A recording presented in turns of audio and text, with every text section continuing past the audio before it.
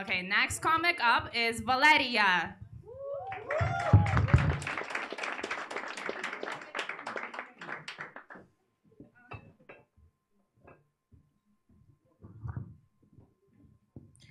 Well, hope you're ready because I know only two languages, the native and the swear words. So, if I were you, I would support the people who are on the stage today because among them right now maybe our future president. My name is Valeria Mikhailova. I am from Kharkiv and I am a half of stand-up comedian because it's not my job, it's like a hobby. I was making some jokes when I was a little girl, but at the university I wanted to go into KVN, but they didn't take me. And then I've found an open microphone and went to stand-up. I've started in 2015, but I have some breaks when was born my child. War is not funny at all, but there is a lot of things we should turn into comedy. Because just for me it's kind of therapy, because I have a lot of emotions that accumulate inside, and there is one of ways to get them out. After Lavrov's speech, I've realized that I'm half Hitler.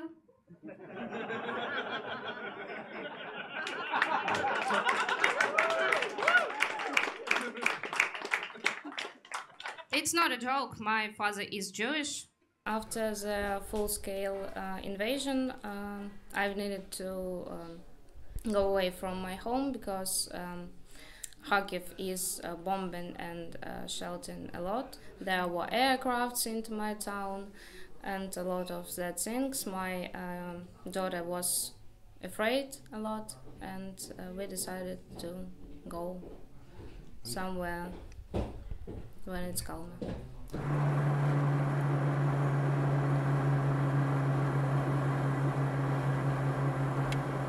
I don't want to leave Ukraine. I want to stay here. I love my country and I want to live here. Don't know if I want to live in Kharkiv because it's too scary to live near the. And now the house I lived before, when I spent my childhood, there is no more. It was destroyed in the beginning of March. Now I'm living in Berzhane. It's near Ternopil, in 50 kilometers from Ternopil, and I'm living with my friend's mother. We never met before the war. We haven't seen each other. But she's a great woman because now we're living like a family. We're doing everything together. Kharkiv is a big city, so there was a lot of people in all evacuation trains. People were waiting for a couple of days to leave. They were living and sleeping at the railway station and in the metro near there. And we can't move for 2 weeks. I couldn't sleep at the railway station with my daughter because it was too cold. She's old enough to understand everything that's going on. I don't lie to her about everything that's happening, so she understood that we're under the shelling, that there are bombs falling into us, and when I said her that we need to move into a more peaceful and more calmer place, she has no any questions. She's missing our home, our kid, and everything, but she understands that we can't come back for now. I've got a lucky ticket again because the godfather of my daughter, he drove us into Alexandria, and from there we were waiting for 5 or 6 hours at the railway station, and then came evacuation train. And when you are sitting in evacuation train, you don't know exactly where we're moving, because the only thing you know that it's evacuation train to the west of the country. The stations were changing, and our road was changing, because when we went through Vinnytsia, it was bombed. When you're going, your road is changing a lot, and even a train driver doesn't know how will he drive.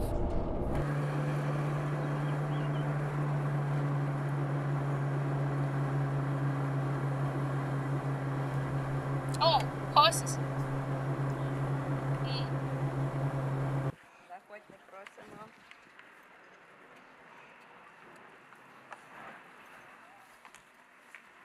So here we live now.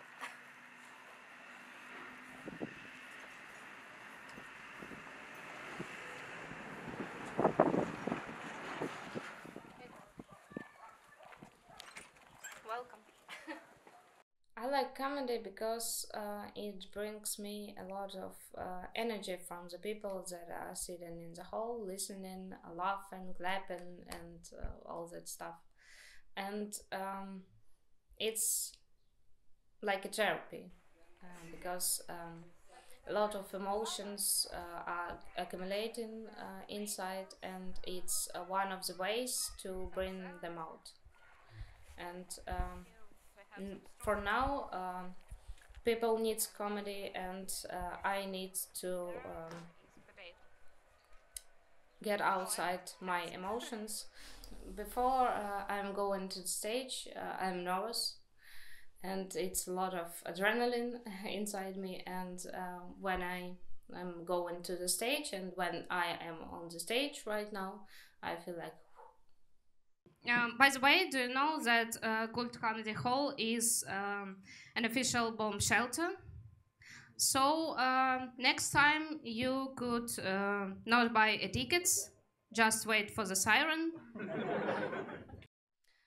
Before the war, a lot of my jokes was about my divorce, about relationships, men and women, about my daughter, about work, about everything that was worrying me.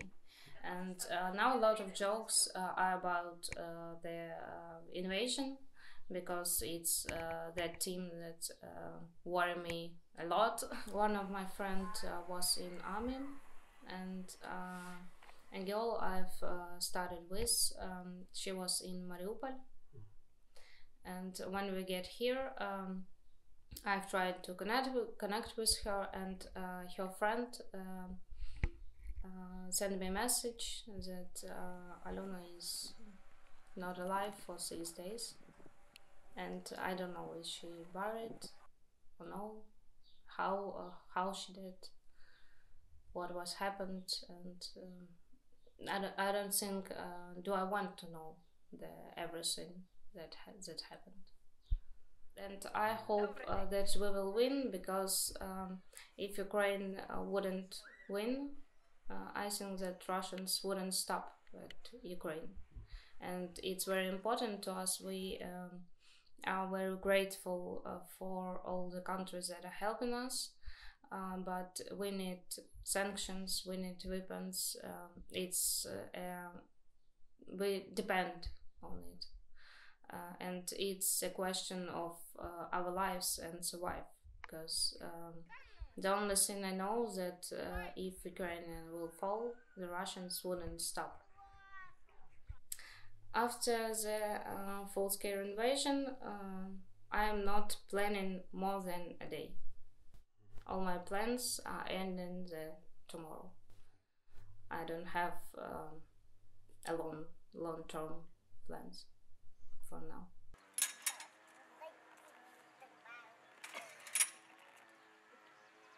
А пісню співати хто буде?